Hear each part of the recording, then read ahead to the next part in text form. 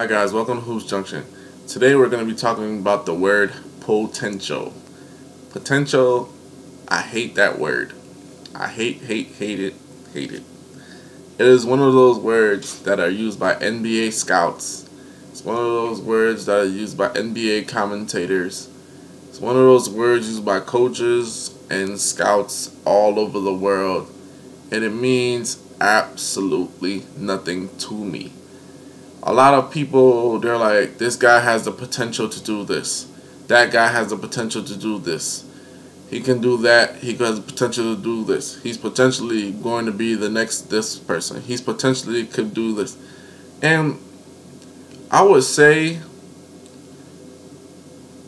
I won't even say 9 times out of 10. I'll say maybe 9.5 times out of 10. The people are wrong about the player's potential. Everybody has such and such potential. Then they get into the league and then they're just trash. You know, like you're only seeing like future rankings of guys. You know, this guy, he could potentially become this. He could potentially do that. And my thing is, all of this futuristic rankings and future based predictions, you should leave that alone. You should focus on what it is now. You should focus on what the player is doing now in order to see how will they be later. My thing is this: if you could look at a person's habits today, you can actually see where they're gonna be later. If you look at a person and they're lazy today and they're not taking the necessary steps. Let's just say a person's lazy today, but they're like, okay, I'm gonna go to the library to read a couple books. I'm looking for a job, or I just started this job. I'm gonna look for another job. So those little habits, those little things that they're doing, that's gonna tell you where they're gonna be tomorrow. Not the potential, not what you potentially see they can be, because everybody has potential. So when you're saying that, what does that mean? It doesn't mean anything. Oh, he could potentially be this. He could potentially be the next Kevin Garnett. No, because there's only one Garnett. There's only one Jordan. There's only one Kobe. There's only one LeBron. So all this potential stuff, it kind of needs to end. Like I know scouts. This is their scouting job. They're scouted to see what a player can do, what they think they could do in the future. But you just gotta look at those habits, not what the potential is. You gotta look at what they're doing now and how they're approaching the game day in and day out. You know what I'm saying? Because you can look at players and you can see just by their habits, the way they talk about the game of basketball, the way they feel about the game of basketball, you can see that 3 years from now they won't be playing anymore. And we all know those players. I don't feel like practicing today, or whatever. I'm going to the club tonight. You know what I'm saying? So I'm not gonna get much sleep before the big championship game. It's all straight. I got this. I'm the best. I'm the best in the city. It doesn't matter. Those kind of players you could already see. So what I feel that NBA scouts and NBA coaches should be focused on is what it is now, the reality, and also what players are doing to get better. So their habits. What are their habits?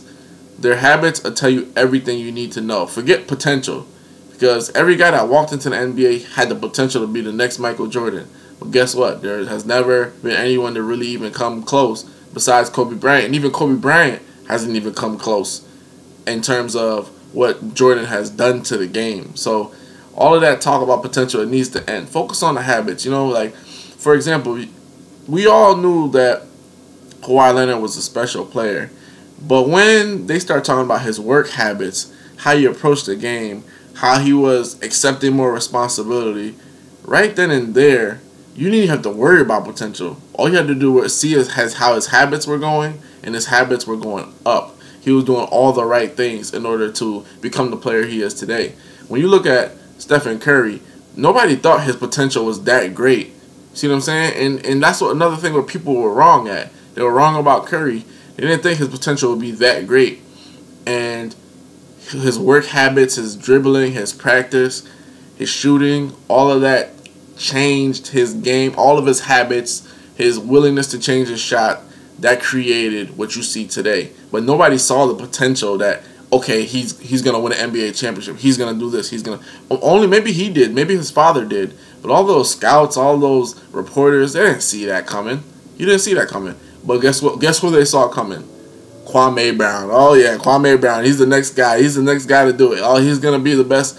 Oh, don't you worry about him. He's the best. He's the best. He's gonna get drafted. He's gonna do great things in the NBA. What happened? All of this based on potential. And the thing is, it's just like they should stop upplaying potential. They should start downplaying potential, because everybody has potential. I feel that if you work at something and you truly perfect your craft, then the potential will show through the work habit. It'll automatically flow into the other, and then it'll bring you where you need to go.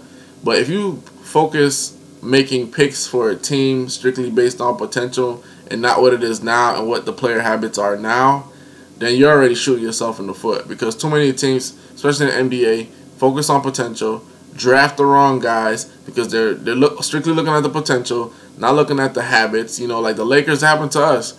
You know, we drafted Andrew Bynum. We saw the potential, Wilt Chamberlain-esque. We saw that he could do this, he could do that, but the truth was, when you look at his habits were, I want to drive fast cars, I want to hang out, I want to do this instead of playing basketball. Well, guess what? The habits overcame the potential, and Bynum left. He was gone. Same thing with Dwight Howard. We saw all the potential in Dwight Howard.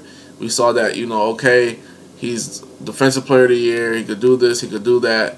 But his habits were, he had the same post game. He wasn't getting any better from the free throw line. He had the same habits. He wasn't trying to change his habits to get better and better every day.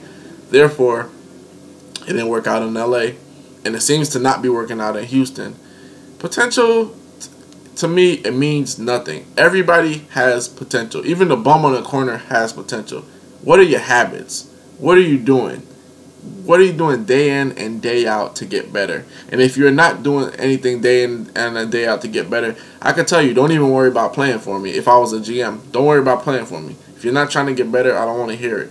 I don't care about your potential. I want to know what is it now and what you're doing daily to get better. And if there's nothing to get better about, don't even come to me with that. I hate that word potential. It's like, oh, he has so much potential. He has a 6'6", he's 20-inch wingspan, 70-inch wingspan. He could do this. He's a big guy. He could, and then he get into the league 3-4 years later, and it is what it is with him, because we focus so much on potential, and that's all they've been hearing. They haven't been hearing anything about what are your habits. Habits. They mean everything. It doesn't matter where you are in life, where you work in life.